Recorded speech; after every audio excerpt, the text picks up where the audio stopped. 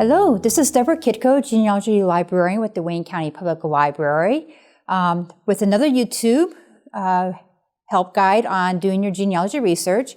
As you well know, we have been doing a series. If you have not subscribed yet, I encourage you to hit the subscribe button and actually subscribe to the Wayne County Public Library's YouTube station.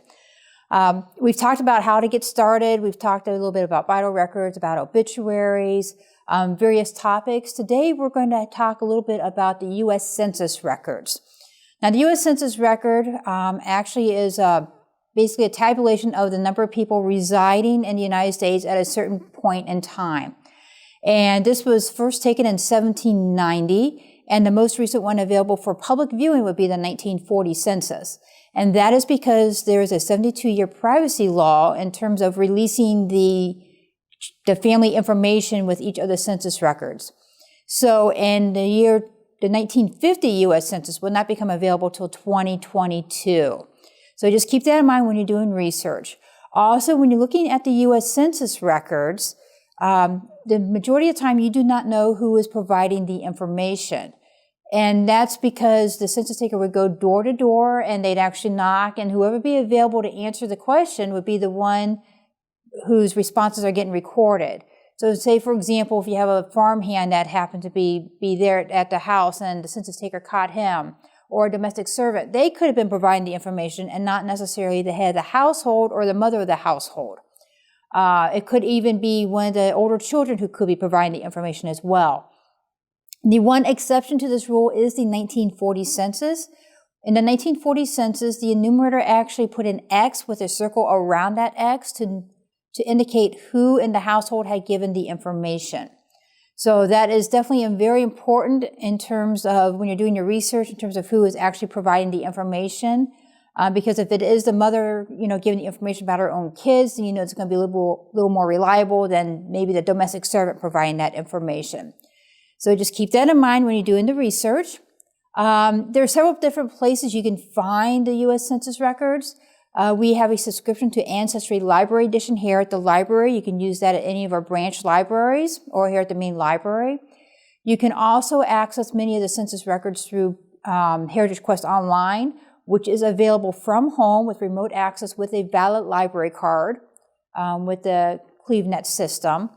Or FamilySearch.org also includes a lot of the census images on there as well. Now, there are some differences between them. For example, usually Ancestry, whether it's the home edition, which is the Ancestry.com, or the library edition, which you have here at the library, they usually provide clues on the right-hand side, and that will link you from one census record to another census record to other record types.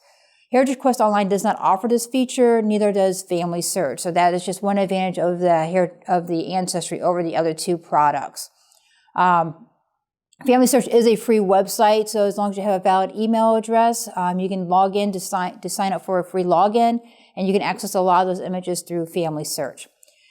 So the U.S. Census was first taken in 1790.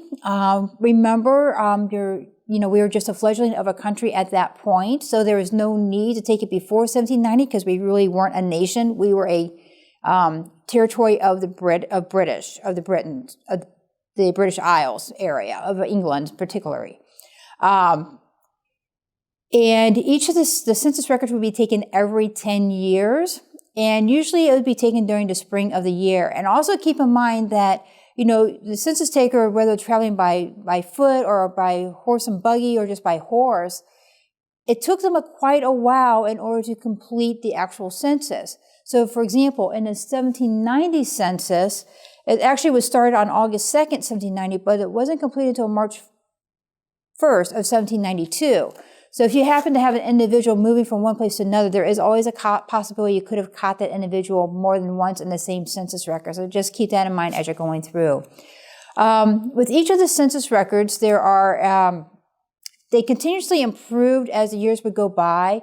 So from the census records from 1790 until 1840, the majority of the information on there is going to be the head of the household, and then the rest of the family would be tabulated by tally marks given their gender and given their age grouping. So for example, in 1790, you would have so many males under the age of 10, so many females under the age of 10, You'd have so many males over the age of 45, so many females over the age of 45, and then you have a lot of other categories in between.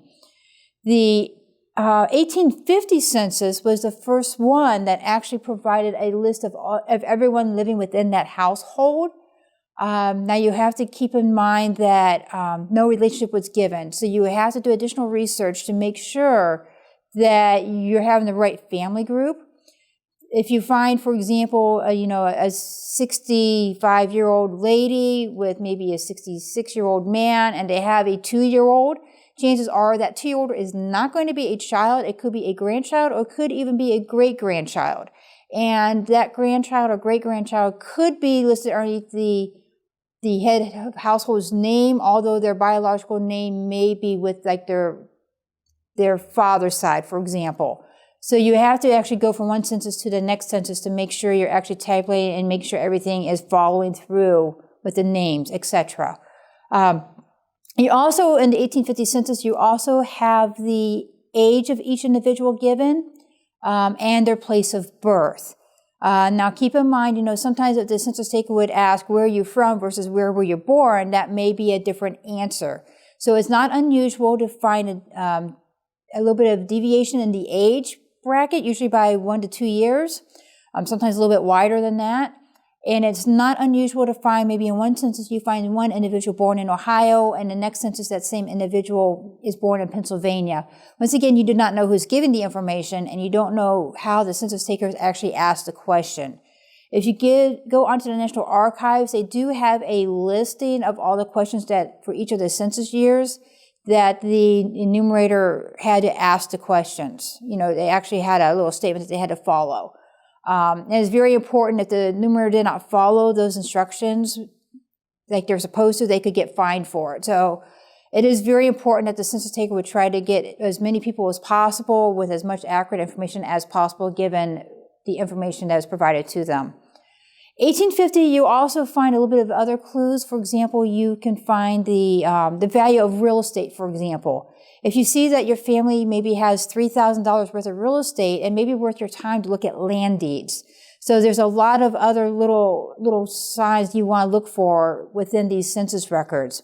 Even with the earlier records, you can have some clues to immigration information, because on some of them, they'll ask you if foreigners not naturalized. That's on a couple of the earlier census records. So if you have a recent immigrant and if there's like 4 in the family and there shows that 4 people are not naturalized, then you have the immigrant family there. In the 1840 census, there's also a place for the pensioners of the Revolutionary War. And if you go onto the second page of that 1840 census, then at that point you'll see if there is a pensioner living within that household, you'll find his name and how old he was. Now, that individual may or may not be the head of the household, so you may find a father-in-law living there, or you may find a father living there as well, possibly. You have to do extra research to try to fill in the gaps there. The next milestone U.S. Census would be the 1880 census, and the 1880 census is the first one that actually gave the relationship to the head of the household. It also provided the birthplace of each individual's mother and each individual's father. So there's some additional information that you can actually give clues, especially working with the immigration information as well. Now, unfortunately, the 1890 census, there was a fire back in 1921, and a lot of those records had a lot of damage done to them. Not necessarily burnt damage. I think probably less than 1% were actually burnt. But a lot of them had actually received some water damage. And at that point, they didn't know what we know now about trying to preserve those. If you freeze dry them, for example, you can actually save that information. Well, because they didn't know what to do with these wet and soggy records, they just sort of put them in a closet for many years. And in about 1935, they were deemed that they were no longer of historical value. And by 1937, they had actually destroyed a majority of this 1890 census. So this presents a problem because then you have from 1880 to the 1900 census, in which that's a 20-year gap. A lot happens within 10 years, but even a lot more can happen within 20 years. And the problem comes in if you have a daughter that's born about 1881 or 1882, you're not going to find them listed within their family unit in the 1880 census. And usually by 1900, they've actually moved, they've probably got married and have now set up housekeeping with their new husband or with another family. So that presents a little bit of a problem when you're doing research, that 20-year gap. There's other alternatives you can use. There have been some 1890 substitutes records that's been trying to be compiled. If you do have a Civil War veteran who's served in the Union cause or a widow of a Civil War veteran, there is the 1890 special schedule that would actually list that individual who had served in the military or the widow of that individual who had served in the military. You're not going to find a complete family unit, but at least you have a little bit of information. So that's pretty a summary of the 1790 to about the 1890 census. I'm going to stop it off here because once we go into 1900 to 1940, I'm going to save that for a separate segment because there's a lot more detailed information within those years. So for now, go ahead and begin searching those census records. Once again, you can use Family Search, Ancestry, Heritage Quest Online. Even some old US GenWeb websites with RootsWeb may have some abstracts, or even some local historical genealogical societies may have some abstracts of actually in print form of some of those census records. So once again, this is Deborah Kitcode, Wayne County Public Library's Genealogy Librarian. And if you have not subscribed yet, I encourage you to subscribe to our YouTube channel. Thank you, and I'll see you next time.